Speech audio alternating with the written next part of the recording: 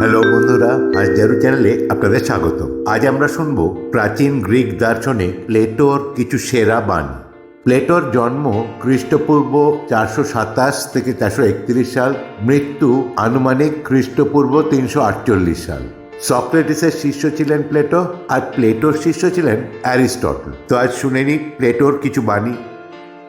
যত ধীরেই হোক, কেউ যদি ক্রমাগত এগোতে থাকে তাকে কখনো নিরুৎসাহিত করো না। প্রয়োজনীয়তা আবিষ্কার ও চেষ্টার জননী। অজ্ঞতা সব দুর্ভাগ্যের প্রধান কারণ।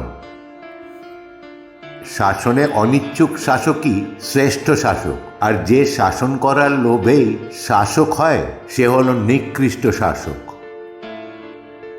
যে কেউ অন্যের ক্ষতি সহজেই করতে পারে, কিন্তু প্রত্যেক মানুষ অন্য মানুষের ভালো করতে পারে না।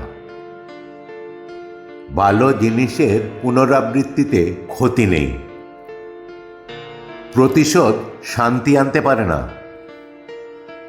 সাহস বলতে বোঝায় এটাই জানা যে কোথায় কোথায় ভয় পাওয়া উচিত নয়।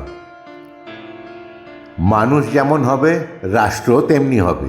মানুষের চরিত্র দ্বারাই রাষ্ট্র গড়ে ওঠে। মানুষের ব্যবহার প্রধানত তিনটি জায়গা থেকে প্রবাহিত হয়: ইচ্ছা, অনুভূতি এবং জ্ঞান। প্রেমের স্পর্শে সবাই কবিতে পরিণত হয়। অন্যান্য সব কিছুকে জয় করার থেকে নিজেকে জয় করাই হলো সবচেয়ে বড় বিজয়।